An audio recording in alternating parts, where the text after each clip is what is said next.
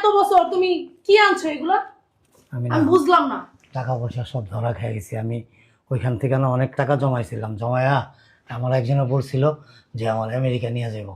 America নিয়ে গেলে তো অনেক টাকা লাগবো, সব টাকা পয়সা আমি তারে দিয়ে দিছি, সে আমার আমেরিকা নিয়ে যাবো।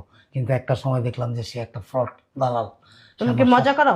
না সত্যি, মজা করো, ফাইজলামি করো। বিশ্বাস করেন আম্মা, সব টাকা পয়সা নিয়ে ওই লোক পালায় গেছে। আমি কত আশা করছি আম্মা যে সে প্রবাস থেকে আসবে, আমার জন্য গহনা টহনা নিয়ে আসবে, আমার মার জন্য নিয়ে আসবে। কি নিয়ে আসছে এগুলো? এগুলো কি নিয়ে আইছো? কি নিয়ে আইছো সেগুলো? আমি কি করবো বলো? কি করবে মানে?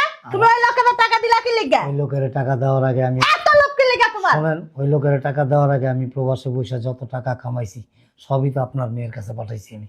চিন্তা করছস? আমাদের পাঠাইছে মা, ওর মেয়ের পিছনে খরচ আছে না কত মা?